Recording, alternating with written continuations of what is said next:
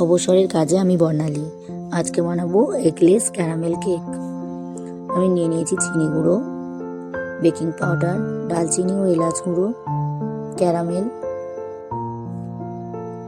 কাজু, কিশমিশ ও cherry, 1 cup সাদা তেল, বেকিং সোডা, ময়দা, নুন ও ভ্যানিলা এসেন্স, দুধে ভেজানো সুজি।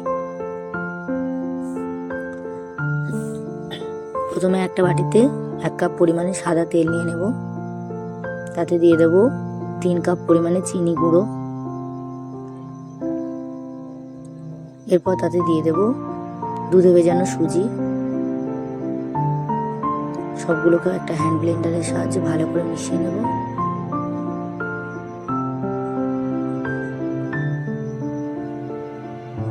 এরপর নিয়ে নেব 3 কাপ পরিমাণে ময়দা।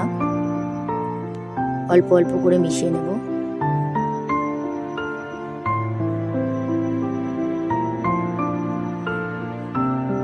অনেকটা ময়দা যদি একসাথে মিশিয়ে নিই তাহলে দলা পাকিয়ে যাবে, কেক ভালো ফুলবে না।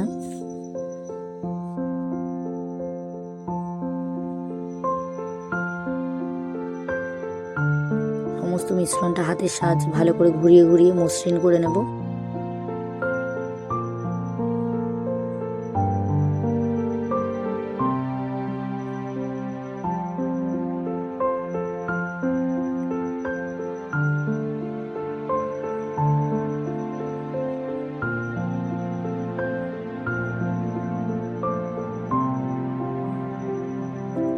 মিশ্রণটা বানাবার সময় হাতে 30 থেকে 35 মিনিট সময় নেওয়া উচিত, তাহলে কেক ভালো ফোলে।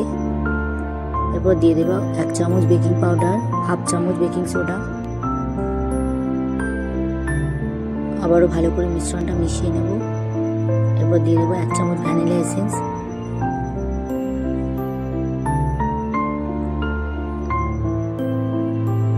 এরপর দিয়ে দেব পরিমাণ মতো নুন, দারচিনি ও এলাচের গুঁড়ো।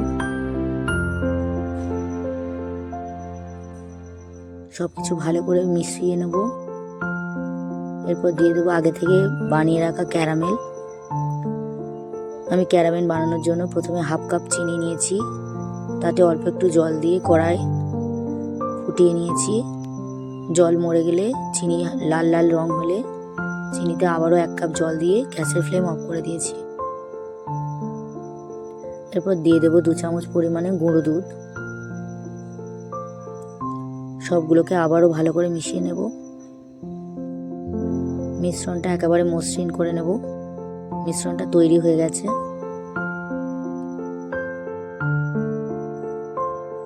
এবার একটা বাটিতে একটু তেল বুলিয়ে নেব। এবার একটা বাটার পেপার কেটে বাটির আকৃতিতে বাটির মধ্যে দিয়ে দেব।